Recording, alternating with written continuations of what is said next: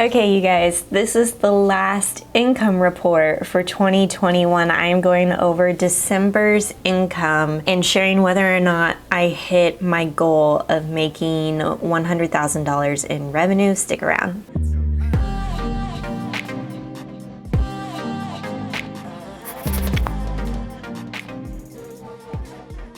Hey guys, it's Justine with Debt Free Millennials, the channel to help you crush your debt and live payment free. And because I paid off $35,000 in student loan debt, I was able to pivot from a life in a corporate career and ditch the 9-to-5 to say I want to full-time YouTube content create, and here I am. And it's been 5 years. That's crazy. It's been 5 years since I started Debt Free Millennials. So let's go ahead and hop into how much income I made this month. All right, first, freelancing, always the biggest one.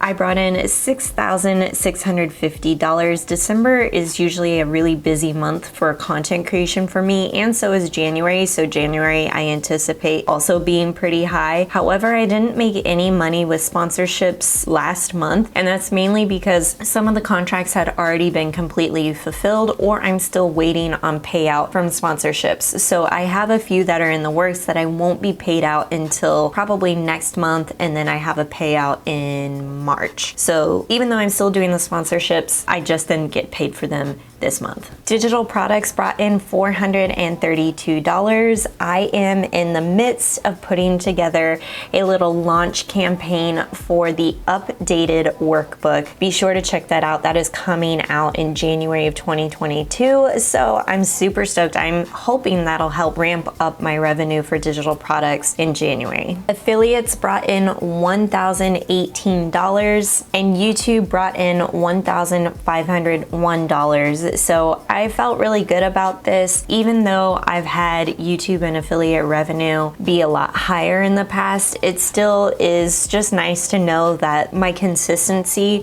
is still bringing in revenue. So that means my total revenue was $9,170, which means I made it. I made my 100K revenue goal, which is pretty freaking fantastic considering that I took off part of March, April, May, June for maternity leave because I had my daughter in March. So I think that's pretty fantastic. I want to go ahead and hop into my expenses because I think that's something that you guys have been kind of interested to see. So let me go ahead and hop into that. All right, this is what my December business budget looked like. So you're gonna see a couple different expenses that I have. I use a Southwest Rapid Rewards credit card for my business card, and so the membership fee was $99. I'm honestly thinking about switching that business card simply because I just don't travel for work. So I'm like, why am I using this? So I'm thinking of switching that card, but I want to be mindful of how long I've kept that card open and figuring out, how that might impact my credit score. So that's something to keep in mind. I also had, why is this meals and entertainment? Oh, this was actually client gifts. Client gifts was $97.37, and just kind of my regular monthly expenses, nothing else out of the ordinary. So the revenue was $9,170, but my actual income, what actually hit my bank account, was over $12,000. And so I used that amount to actually calculate my after-tax take-home. Now, taxes were $3,470 for this month alone, and I pay my business taxes every single quarter so that I am not slapped with a huge tax bill in April, which is what happened last year. So I'm trying to be more mindful about that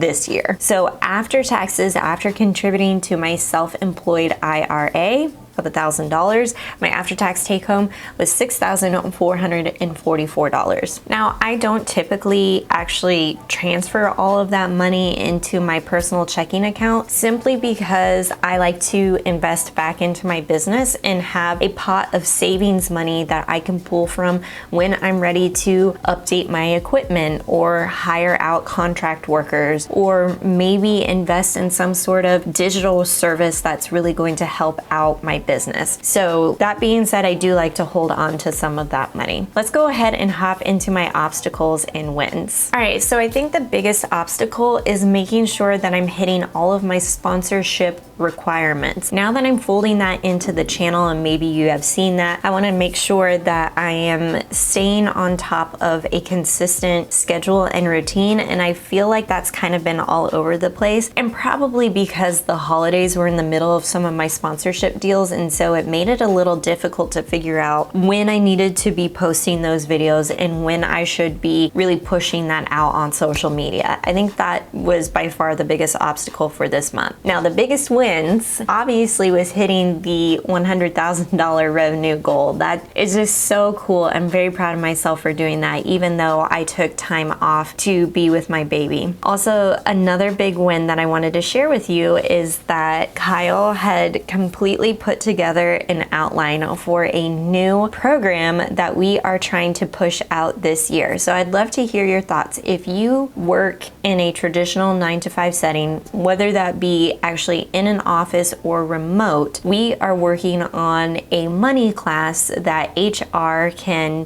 give to their employees, and companies can provide this as an additional benefit for working for their companies. And so my thought and our thought was we would come in and teach various classes about debt, budgeting, and investing, and then sell those at different packages. So there would be an option for just like one lunch and learn, there'd be an option for 2 lunch and learns, and then there'd be an option for 4 lunch and learns where I'm coming every single week for a month for 1 day. So this is going to be a combination of things that I've already shared here on the channel or in my workbook, but really tailoring it to the company's needs, maybe folding in some of their retirement plans into the conversation. I'm not sure yet. We have a rough outline, so if any of you work in HR, is this something that you typically pay for or look at for your company? Please tell me in the comments below. I'd love to get your feedback on this as we're developing this new program. Pretty exciting. All right, so that's a complete look at December. 2021 was actually a very successful year for the business, and I'm very grateful knowing that 2021 was a hard year for a lot of us. And I myself experienced a lot of change personally with becoming a mom, and professionally trying to balance motherhood and being a content creator and running my own business. It's really cool. If I can do it, you certainly can do it. I'd love to share more. Let's get a conversation going on in the comments, and I'll catch you in the next one.